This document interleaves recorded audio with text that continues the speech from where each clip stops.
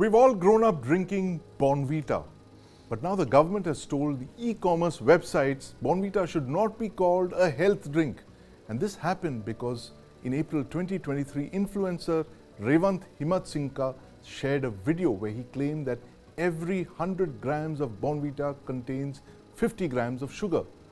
Now, there's also the Indian Medical Association petition of August 2022 being heard in the Supreme Court against Patanjali's misleading advertisements. Indians suffer from obesity, heart disease and diabetes. In fact, India is diabetes capital of the world. Junk food is often counted as a more serious threat to life than smoking, according to some studies. So when junk food is passed off as healthy, then there's a problem. Why are misleading health claims like health drink not defined under the FSS Act? So what is the social responsibility linked to advertising that directly affects health?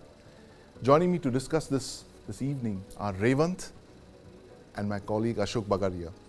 Revant, firstly, tell us about your social media post. What drove you to zero in on Bournvita, the beloved drink of Indians for decades? So I strongly believe that junk food marketing itself as healthy is even more dangerous than junk food, because when it comes to soft drink, we know it is unhealthy. As a result, we usually have it on the weekends.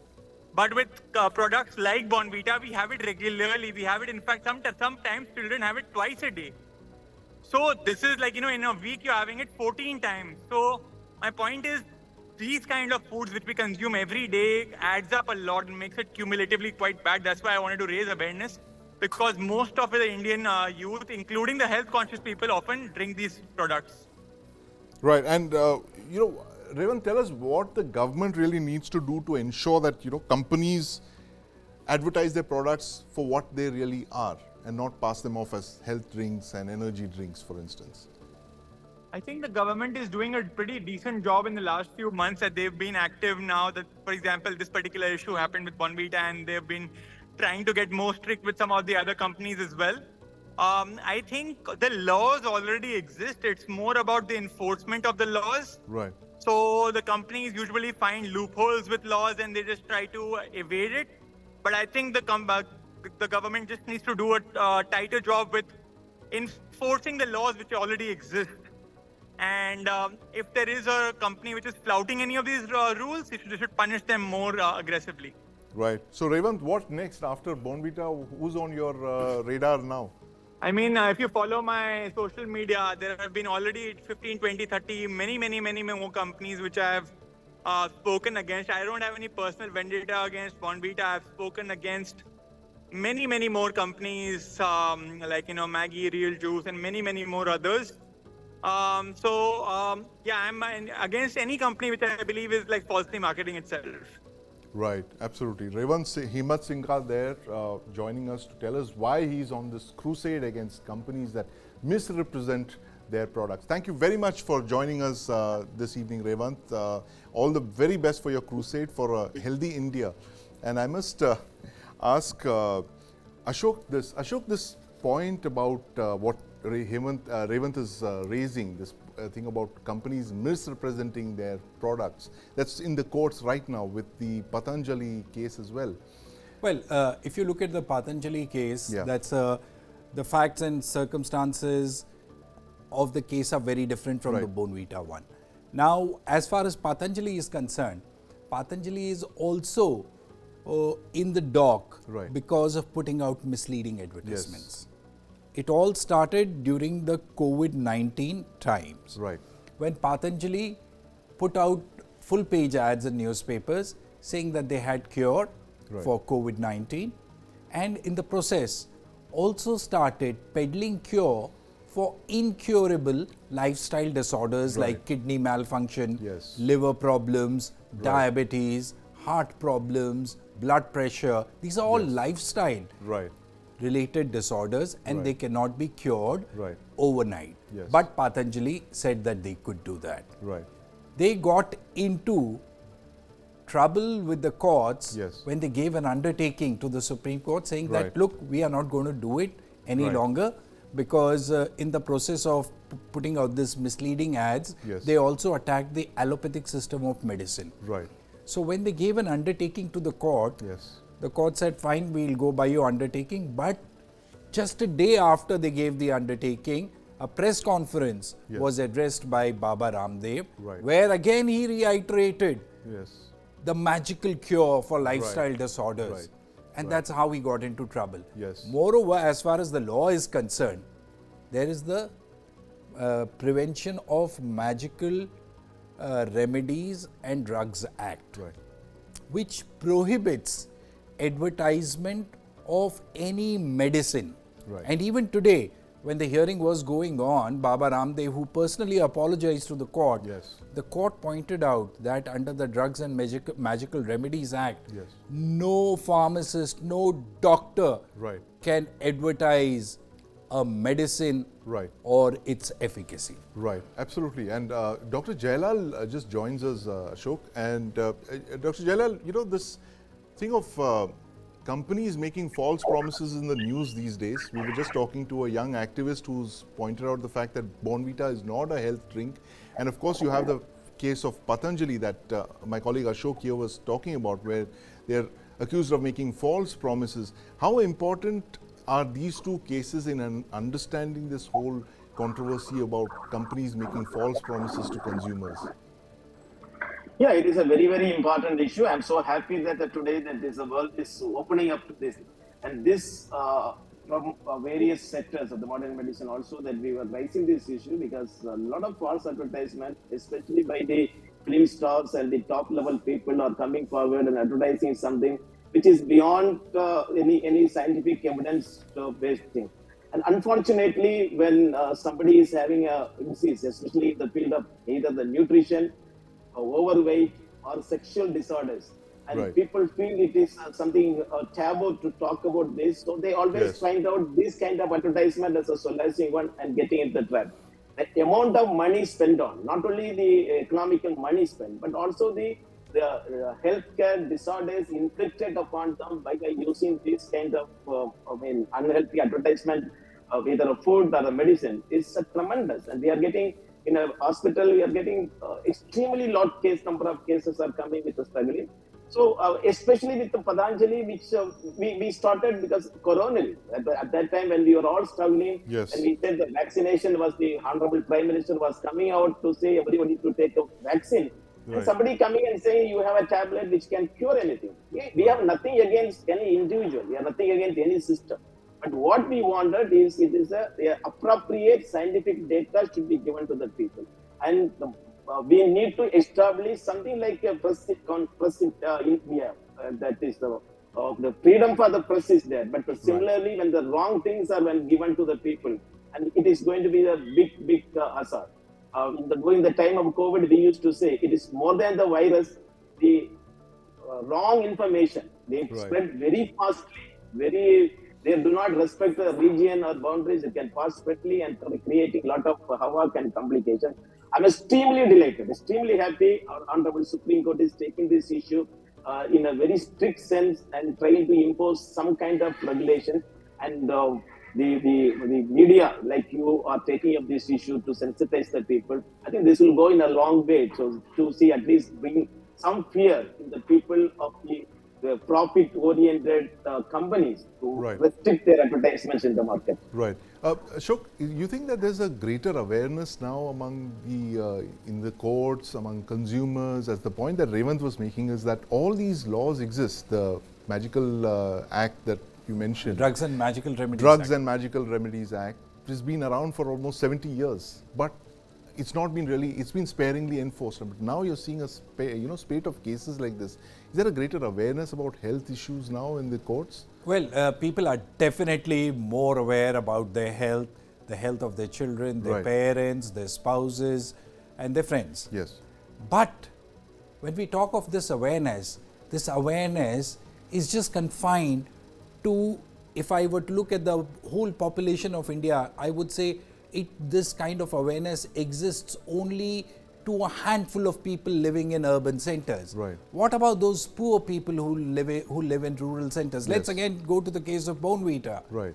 That sweet energy drink. Yes. The government of India comes out with a notification or with an order saying that e-commerce websites should not sell this product as an energy drink. Right. Or a health drink. As a health drink. Right.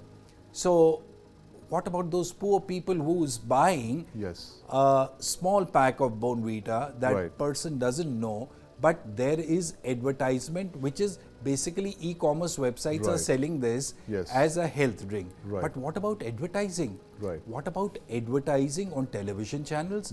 What about advertising on internet? Because you see, the whole game of advertisement has changed. Advertisement and marketing has changed with the advent and huge and rapid growth of internet.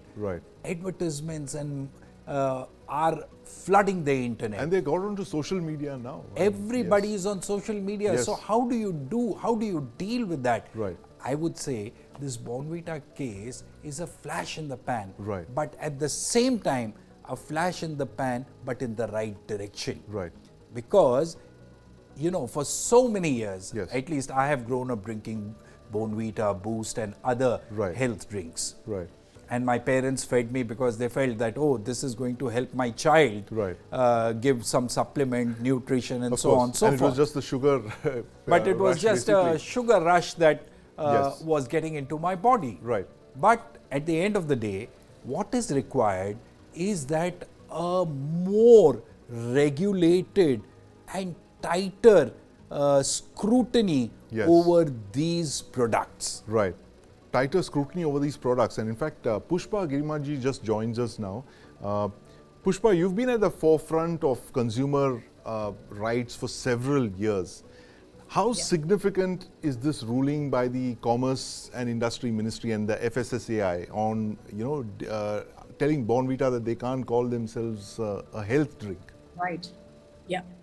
It's extremely important, and I'm really glad that they've done it, because there are so many such claims by food manufacturers. You know, like in this case, when they said it's high in sugar and, you know, there are many such drinks. I remember sometime in 2018, I think some nutritionist had written to Amitabh Bachchan asking him not to associate himself with Horlicks promotion. Because again, because of high sugar content. So there are so many such drinks.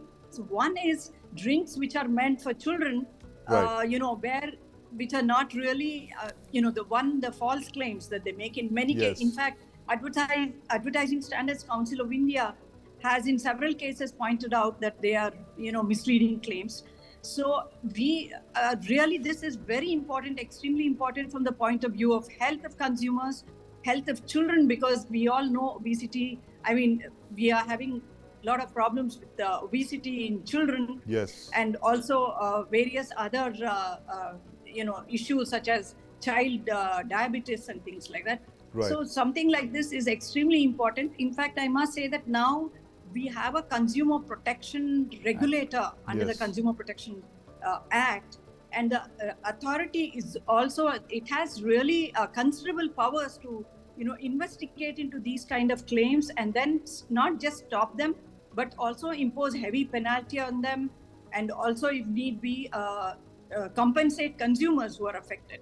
So, of course, they have started taking a lot of these issues, but I think we do need to do more in this area to protect not just children, but even senior citizens and you know, all consumers. Absolutely. And Dr. JAYALAL, you know, since we are talking about, as Ashok was mentioning, that there's been this explosion of advertising on social media by processed food companies, and we all seem to be heading towards this standard American diet with this, you know, tsunami of processed food. What are the rights of consumers in such a scenario? I mean, how do you tell consumers to read the fine print and to be aware of what they are eating or consuming? May not be a health drink, it may not be an energy drink. How do you read the fine print on all these products that claim to be health and energy drinks? That is our for the food and corporation. That is taking a lot of efforts to see to that the fine prints are given in a proper way, so that the people will be able to understand instead of giving just in a dessert. But every one of us to understand that it's a basic concept that we need to live in the society. The nature is good enough to give us all that what we need, and everyone's living in a particular area is acclimatized to the particular type of geographical situation, and the food what we are going to get in that area, or the geographical, the natural foods which are going to get are going to be the best food.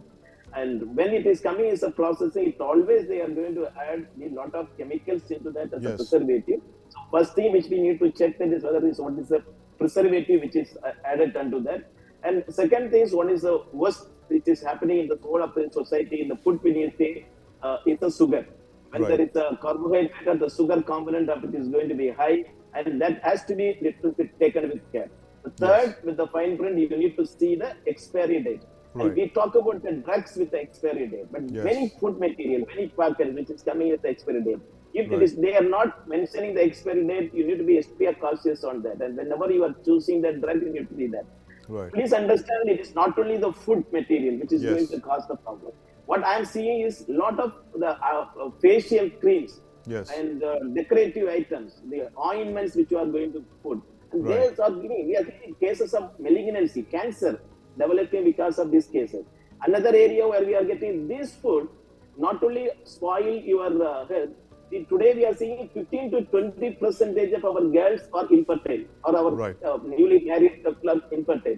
One of the commonest risks is this chemical, artificial chemicals, and this chemical added to the food.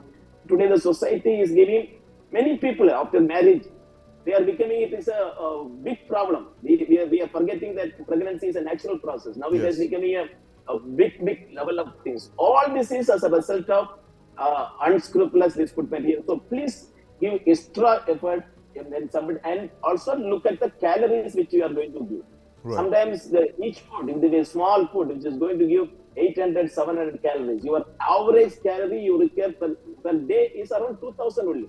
That is, we are going to get from multiple food. But if you are taking something which having an extra calories, that is also adding onto your body.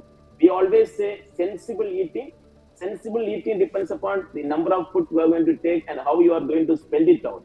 And if you have a good exercise and good system of your lifestyle, and whatever the food you are going to take is not going to be a problem. But if you are a sedentary life, or an old age, or a child, and if you are taking too much of calorie, that itself is going to harm you. Absolutely. Pushpa, this point again that Ashok mentioned, the fact that how do you, while, in urban areas, there is greater awareness about these products, and we obviously look at the fine print more closely. But what do you do in large parts of rural India, which are massive consumers of this processed food and all that? How do rural consumers, for instance, read the fine print on all these products? You see, consumers have a right to information and informed choice. Consumers have a right to, healthy foods and all that. But unfortunately, what gives us this right is the list of ingredients on a package. But unfortunately, those ingredients are in English. And how many people in India really be able to read it, or even English speaking and people who can read won't be able to understand most of it, or they don't bother because it's in such small, minute print.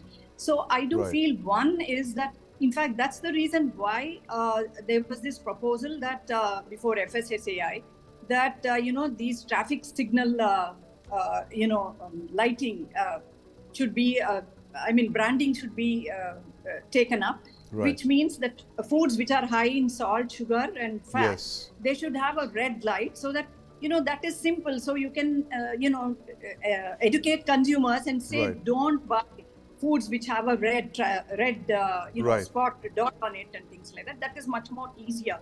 In fact, there was a proposal, FSSAI was considering various ways of doing it. And I was also very strongly in favor of this traffic signal method. But to the best of my knowledge, I don't think that has happened, because I don't see on packages that red labeled and things like that. So, and it's not just sugar. I find there are lots of foods which are very high in salt, and most people do not know. And now it's well known that salt not only causes hypertension, but also they say promotes diabetes. Some research has shown. So we really need to bother about the contents of food. also, I must mention that in many countries, the food regulators have forced manufacturers to reduce salt, sugar and fat in their foods, particularly salt and sugar. Yes. And I remember some years ago, FSSI started this, but I don't know how how far it succeeded, because we still find food packages with lots of sugar, lots of salt, and I find these days, unfortunately, in villages, small towns and villages, parents have started giving children these packed foods, which are totally unhealthy, because they have no information. I mean, they have no knowledge that these are not healthy foods. So we really need to educate consumers. In fact, Consumer Affairs Ministry, FSSAI also needs to educate consumers, particularly in rural areas. And I also feel that the food information, the package information, labeling has to be in not just English but also local language. I think it's very essential, so that the people who do not follow or read English are able to read it and understand it. But yes, consumer education is absolutely essential. But also, why should we have in the first place foods that are so high in salt, sugar and fat, when we know it causes so many diseases, and particularly when children eat them, they grow up with all kinds of health related issues. So why should we have them in the first place? So we need to regulate such foods, and we need to enforce,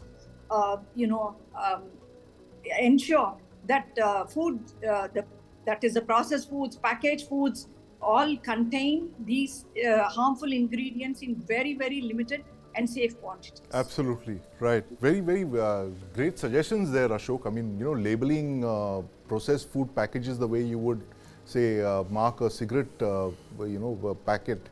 And you think we are headed in that direction, given the kind of increasing awareness that's coming up? There's a war against processed foods. That is where we need to go. But as Pushpa was pointing out, about that there should be a higher degree of awareness with respect to the salt and sugar content. But you have to understand, when the moment you reduce the salt and sugar content, the shelf life of the product goes down. So no corporate or FMCG producer will agree to that kind of a proposal. And plus it reduces the taste as well. It reduces the taste also. But one thing that I want to say is that, look, if you look at misleading advertisements, they can broadly be classified into advertisements which push health products and which push non-health products. So there are products like, for instance, we were talking about Patanjali. Now these are this is a false claim. It's a false claim. It's peddling health cure or a drug whose efficacy is not known. But the consequences for the health products are so severe because it impacts a child, a young man, a senior citizen, besides burning a hole in the pockets of the consumers. So this is one area in which the government has to be very, very vigilant and has to act with all degree of alacrity compared to non-health products. Non-health products can wait. Let's wait. Let's focus that what we want to do. And it was a good suggestion from Pushpa also when she said that instead of labeling, how many people you have to break the literacy barrier. So we have to talk about some making up of symbols. Now there was this idea of traffic symbols, but now these traffic symbols of green and red are now being used for vegetarian and non-vegetarian products rather than products with high sugar or low sugar content. But so we need to evolve these symbols which actually break the literacy barrier. Symbols that break the literacy barrier is great suggestion there, Ashok. And how about a speaking barcode, for instance, the kind that you have in Paytm when you do a transaction, it speaks up. I mean, if you have a barcode that someone can run their smartphone on and it actually speaks out the ingredients of the contents of that. But of course, that doesn't apply to someone who's making false and misleading claims, which, as you correctly pointed out, is the bigger worry. And the good part is, Ashok, that finally the courts seem to have woken up. The ministries and the government are fully seized of the matter. False promises, that's a debate, that's a long-standing debate that's been on for several years, but there have been some very key interventions, what we just discussed this evening with our experts, Pushpa and Dr. JAYALAL, and of course my colleague Ashok here in the studio. False promises, consumers held ransom to unscrupulous companies making false promises, and of course the government stepping in intervening, making a difference. But as they always say, that consumers have to be vigilant, no matter who makes those claims, whether they are FMCG companies or health practitioners of guys who give out health remedies, like we've just seen in the courts. And this is a story that we'll be following very closely, given the impact on India, which is the diabetes capital of the world, as we just discussed. But thanks very much for watching us this evening on the News9 Plus show. Streaming on News9 Plus. News is now content. Subscribe and get free vouchers.